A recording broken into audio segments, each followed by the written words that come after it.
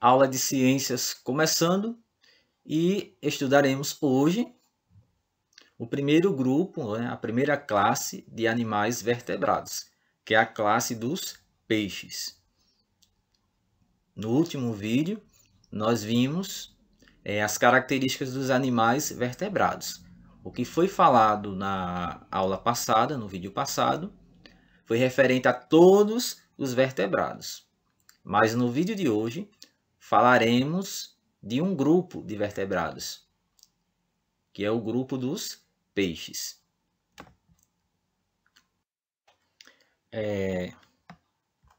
Os peixes são animais aquáticos. Existem aqueles que são marinhos e aqueles de água doce. Possuem escamas. Essas escamas têm uma função muito importante, que é a função de proteger a pele do animal. Então, a maioria dos peixes possui essas escamas, e essas escamas têm a função protetora. Eles se locomovem movimentando os músculos do corpo. Então, eles possuem músculos que realizam esses movimentos. São possuidores de nadadeiras. A maior parte possui nadadeiras. Essas nadadeiras controlam a direção dos movimentos. Aqui a gente pode localizar alguns tipos de nadadeiras, como por exemplo a nadadeira dorsal. A palavra dorsal se refere à região das costas. Então temos a nadadeira dorsal, a nadadeira caudal, que pelo próprio nome já fala que fica aqui, ó, na cauda. Então nadadeira caudal. A nadadeira anal fica na região do ânus, próximo ao ânus, nadadeira anal. A nadadeira pélvica e a nadadeira peitoral.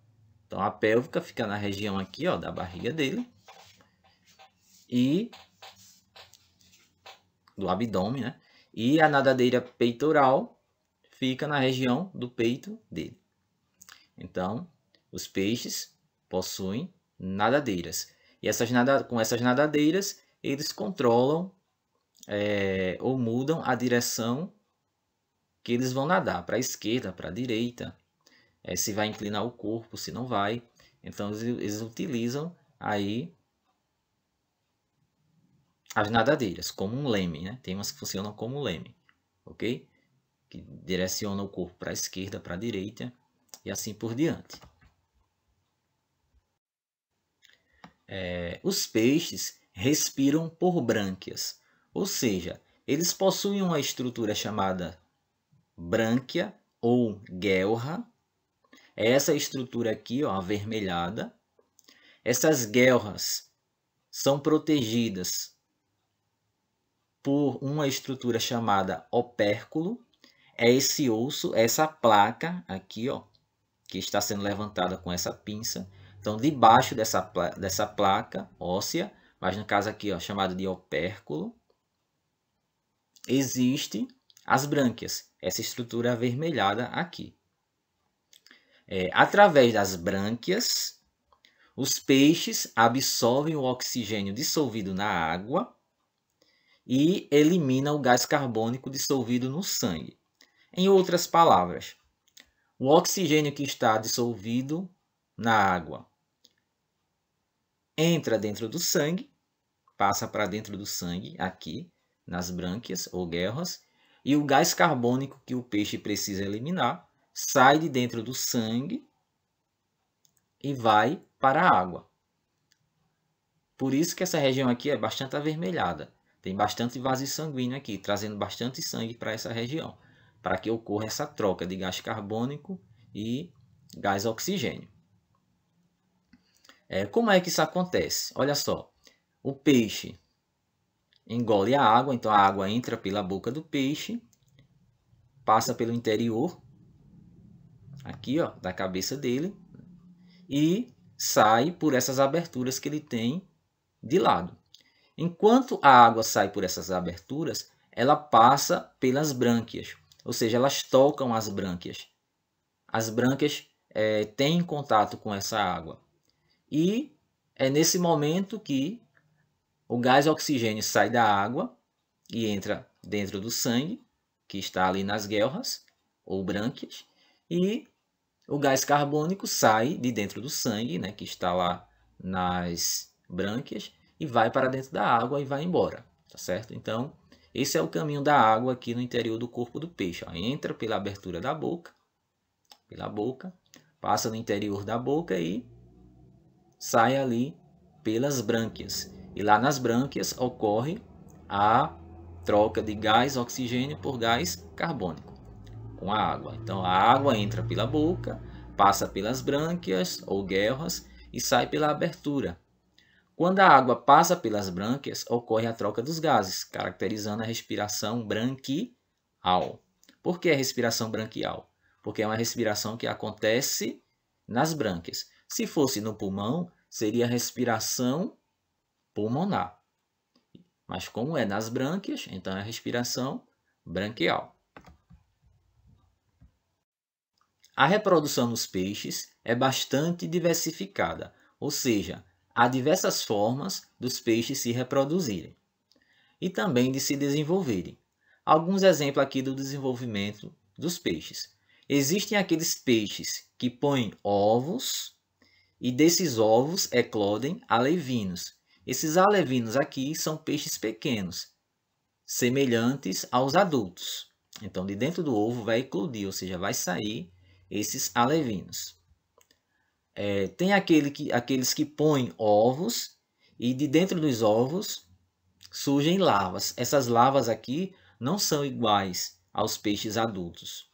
Elas passam por uma série de transformações até adquirir o formato de um peixe adulto.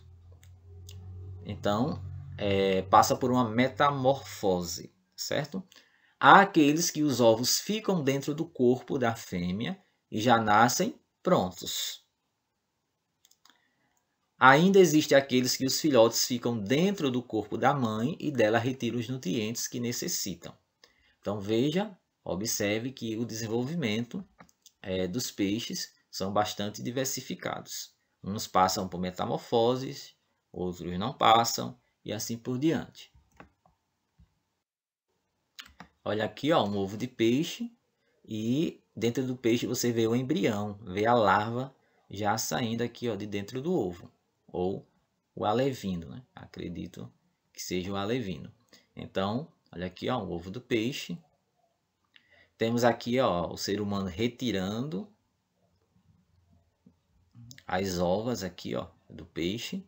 Isso aqui é bastante usado na culinária, nos restaurantes. Existem pratos especiais produzidos com ovas de peixes.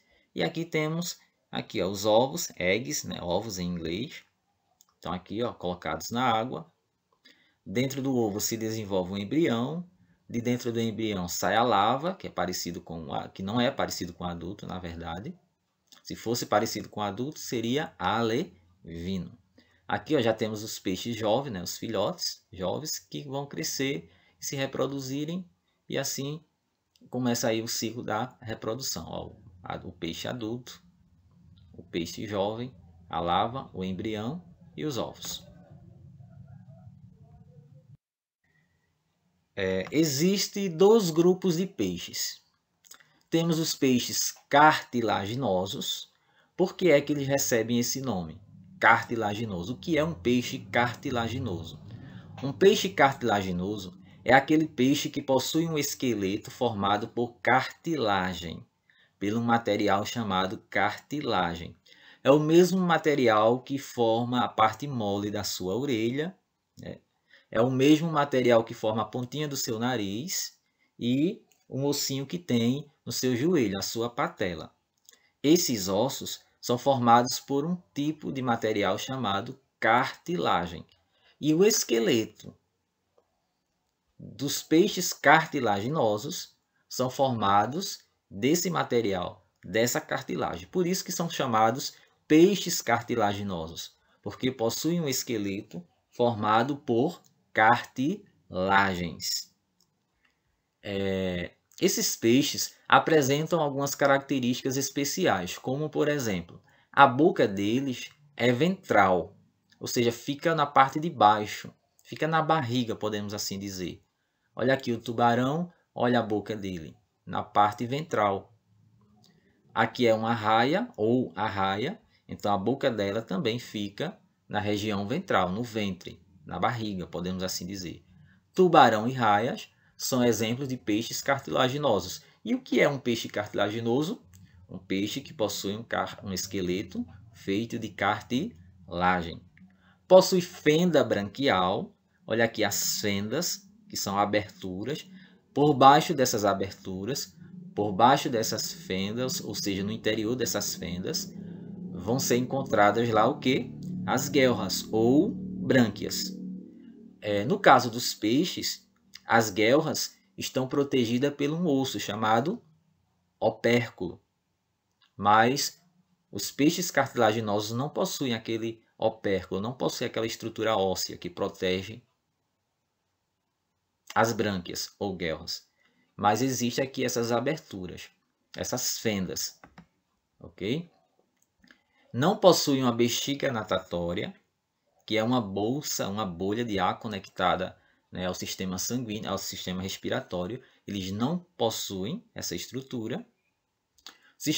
Sistema digestivo termina em cloaca, ou seja, eles não possuem um ânus, eles possuem uma abertura, e nessa abertura eles põem ovos, eles defecam e eles urinam e têm os filhotes por essa mesma abertura, ou seja, muitas atividades são realizadas usando essa abertura, então se chama cloaca. Eles não têm um ânus, ou seja, eles não têm um local por onde expulsar ou eliminar exclusivamente as fezes. As fezes saem pela mesma abertura que saem os ovos, que sai a urina, que saem outros materiais, certo?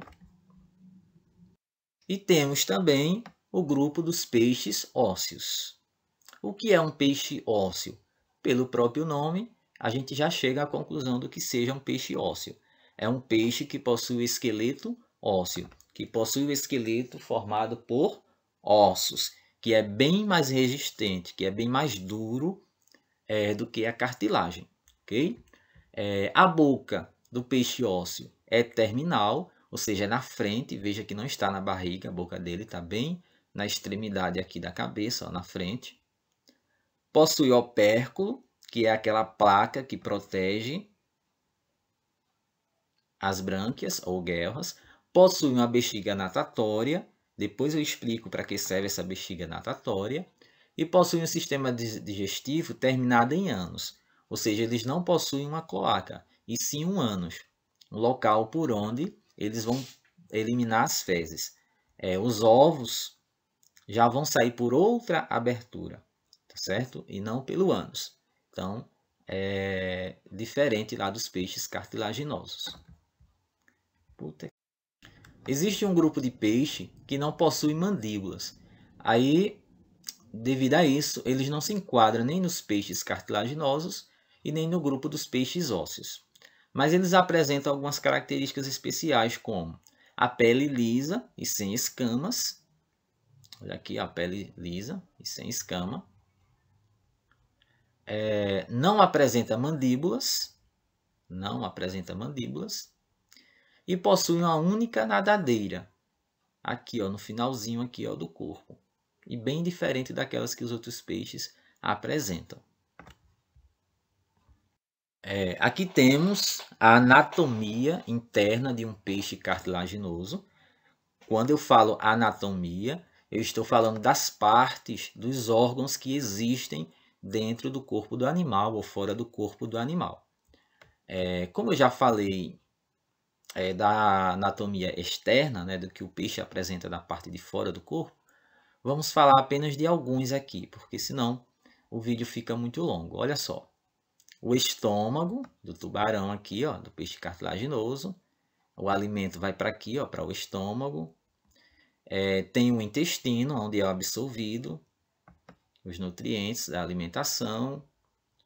Possui fígado, pâncreas, testículos, então no caso aqui é um macho.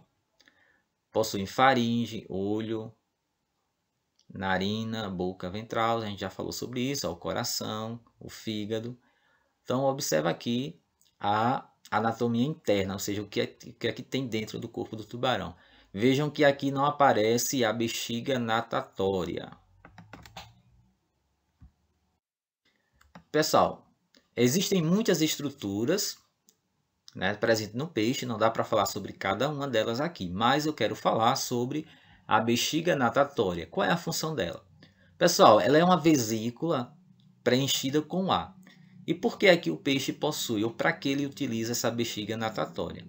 Bem, ele utiliza ela para flutuar na água, ou seja, para afundar ou para subir até a superfície da água.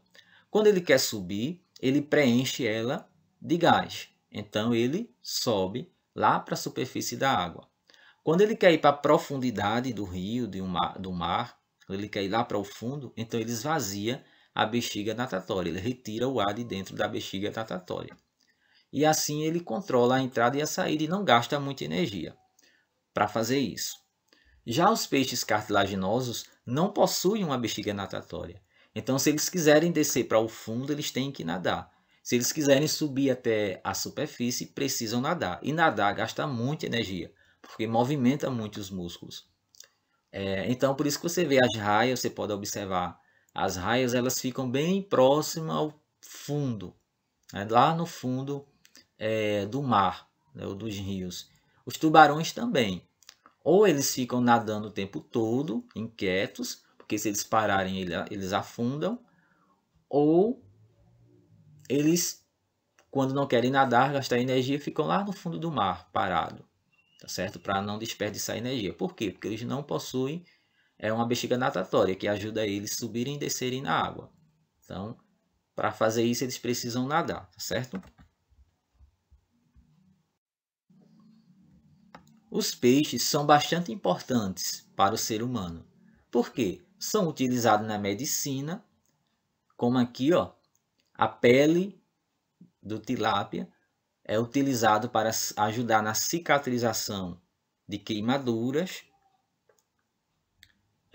Olha aqui, ó, o braço da pessoa sofreu essa lesão aqui, ó, causada pela queimadura, e é utilizado a pele do tilápia, porque a pele do tilápia apresenta substâncias que ajudam a cicatrizar mais rápido aqui o local da queimadura.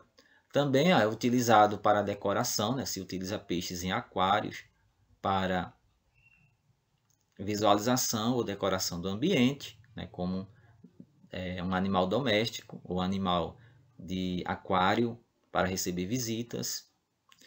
Também bastante usado na alimentação das pessoas, é bastante saudável. E também no lazer.